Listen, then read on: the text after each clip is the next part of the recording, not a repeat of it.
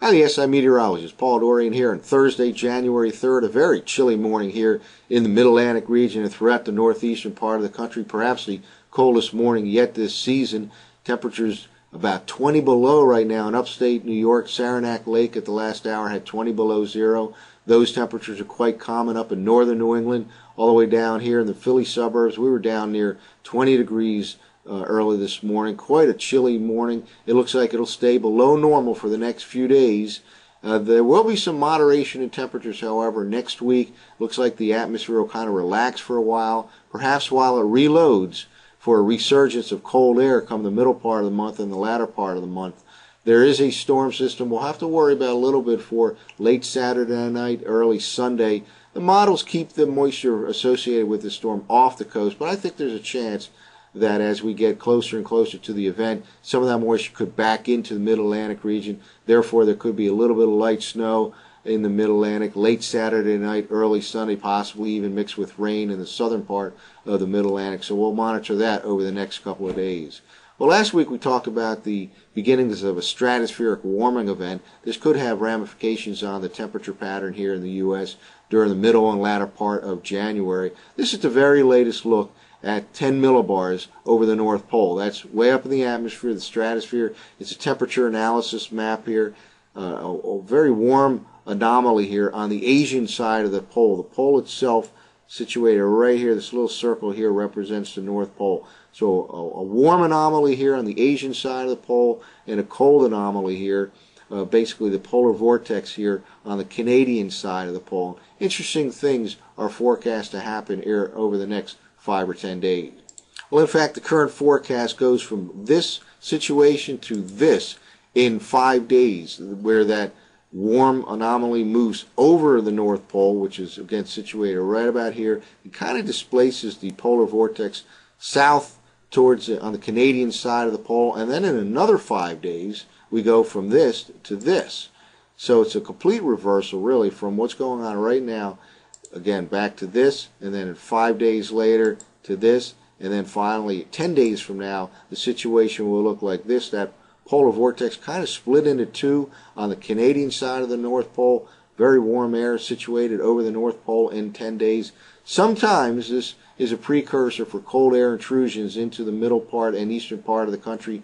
Perhaps 2 or 3 weeks later. We have a video about stratospheric warming events on our Meteorology 101 section at the siweather.com, where we talk about some historical events here. For example, December of 1984 into January of 1985, a major stratospheric warming event seemingly led to some very cold weather in January of 85 in the eastern part of the country. So this is something we'll monitor here.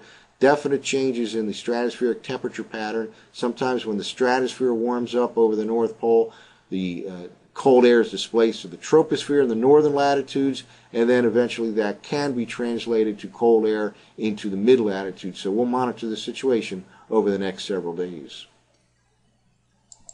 Well, let's focus in on the near term here. This is the current surface map, and then we'll take a look at that potential storm system along the East Coast early Sunday. First of all, there's a backdoor cold front here kind of dropping south with very cold airs. Strong, cold, high pressure here in southeastern Canada. Again, temperatures this morning are some 20 degrees below normal here in upstate New York, and brutal temperatures all the way through northern New England.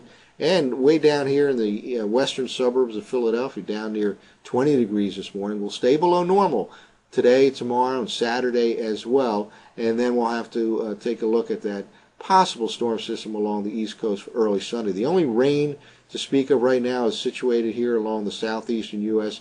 with this stationary front that cuts through right in the middle of the state of Florida. Well, let's take a look at a couple of computer forecast maps for the late Saturday night, Sunday morning possibilities. Again, this does not look like a big storm at all.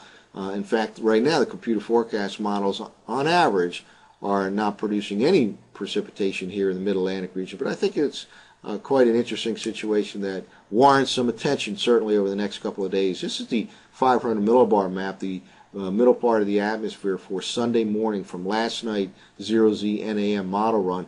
Quite an impressive looking upper air pattern here with a significant trough here cutting through the middle part of the country.